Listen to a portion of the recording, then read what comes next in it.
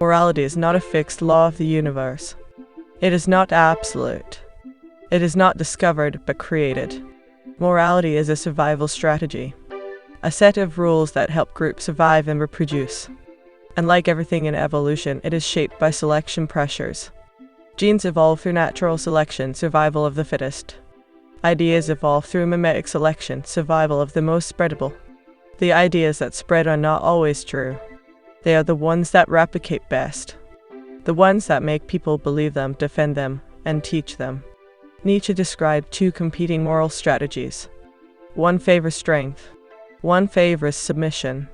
Mass morality is based on strength, ambition, and victory. It thrives in conditions where the strong win and the weak lose. It rewards power, courage, and excellence. Master morality thrives in warrior societies. Ancient Rome, the Mongol Empire, the Viking Age. In these worlds, survival belongs to the ruthless, the powerful, the dominant. The Roman general who conquers new land is good. The warrior who stands undefeated is good. Strength itself is proof of virtue, but not everyone can be strong. Slave morality does not fight power head-on. Instead, it reframes the game.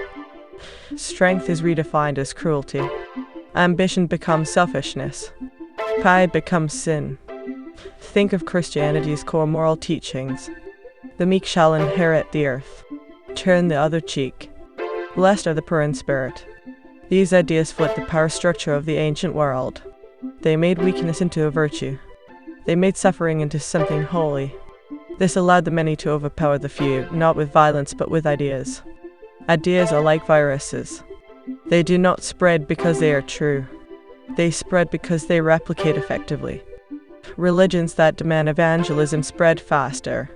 Political ideologies that create strong group identities last longer. Conspiracy theories that trigger strong emotions are more contagious. The same applies to moral systems. Master morality spreads when societies are expanding, competing, and conquering. Slave morality spreads when societies become stable, equalized, and resentful of hierarchy.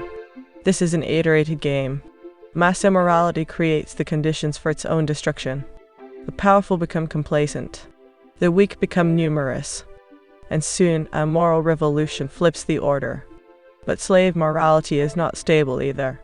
When it dominates too completely, it removes the very competition that made it useful. Without struggle, there is no drive. Without risk, there is no innovation. Nietzsche warned of the last man. A society where struggle is eliminated, where ambition is seen as a disease, where risk is avoided at all costs. A world that optimizes for comfort rather than greatness. Think of a civilization so advanced that no one needs to work or think deeply. Artificial intelligence handles all hard decisions. Technology removes all scarcity. Everyone is fed, entertained, and comfortable. But no one creates. No one pushes forward.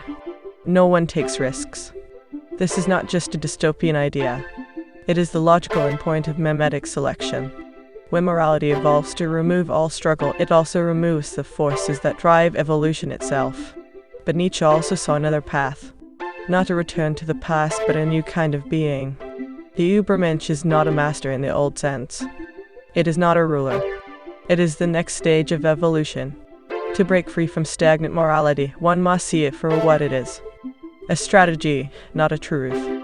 To evolve, one must create. Not just accept the rules of the past, but forge new ones. This is the fundamental idea behind evolutionary ethics. Not moral relativism. Not nihilism, but an adaptive morality that responds to selection pressures. The Übermensch is not about power for its own sake. It is about pushing beyond inherited limits. It is about choosing values that allow evolution to continue.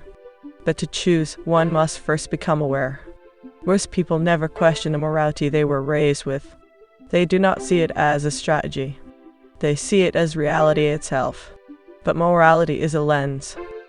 It shapes what we perceive as right and wrong. It tells us who to admire and who to despise. It dictates whether we see the world as a place of competition or as a collective. Master morality is not inherently good or bad. It values personal excellence, self-determination, and the pursuit of greatness. but it also justifies domination, inequality, and a disregard for the weak. Slave morality is not inherently good or bad. It values compassion, social stability, and fairness. But it also justifies resentment, conformity, and the suppression of ambition. Each has trade-offs. To live by master morality means embracing the reality that life is a struggle, that suffering is part of growth, that power and responsibility are inseparable. But it also risks arrogance, isolation, and a failure to recognize the value of cooperation. To live by slave morality means embracing community, empathy, and the idea that strength should serve the many. But it also risks complacency, stagnation, and the rejection of those who strive for more. The Übermensch does not blindly accept either. The Übermensch is not merely strong. The Übermensch is not merely kind.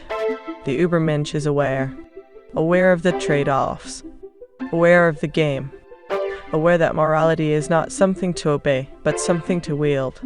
We are not outside the system. We are part of it. Every action we take, every belief we hold, every idea we share shapes the next iteration of morality. Will we embrace comfort over growth? Will we let morality stagnate? Or will we continue the evolutionary process? The game never ends, but it always changes. The only question is, will you be part of stagnation, or part of what comes next?